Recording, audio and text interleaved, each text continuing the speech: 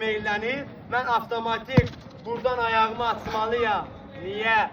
Çünki sən məcburam mən. Sadiqin top qabağına gəlib, zərbə vuranda avtomatik müdafiəçi ayağını açır. Müdafiəçi burada belə qalmır. Başa düşdünüz? Gəl Əli. Bax. Ver ona. Ver. Pas ver ona. Qəbul elə. Bu tərəfə edirsən də avtomatik. Vuranda zərbə. Bu istəmə atır, məcburdur. Topun qarşısını almaq üçün ayağınla. Belə eləməyəcək ki. Məcbur sol ayağını atır da. Sağa atmaq məntiqsiz daxı. Atsın, bir də gördüm oyuncu pasif elətmələsin. Gəl bura. Belə sizə məntiqlidir. Diyan. Diyan orada Sadiq. Diyan. Bax, bu atır topu ora. Hə, Sadiq. Sadiq topu qabağıma atır. Mən belə eləsə, pasif elədim. Amma bu atdı ora. Pasif elədi. Hop, yenə mən buna baxıram. Yenə baxıram. Məntiqli olaraq bu məntiqli deyil ki, müdafiəçi dursun, dalını çevirsin topa ki, zərbə vururlar. Yox.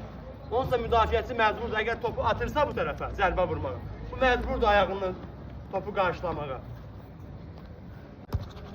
Bir, girdi, sol qəbul, sağ zərbə. Bir, ver qabağına.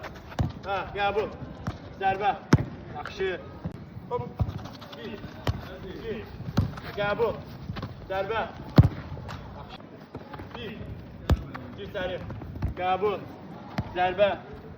Yaxşı. Bir, qaytar. Hə, qəbul, sol top. Bir, hə, bir, cüzləri. Hə.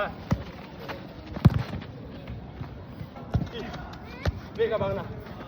Hə. Bir, hə, ver. Hə, cüzləri. Hoppa. Yaxşı.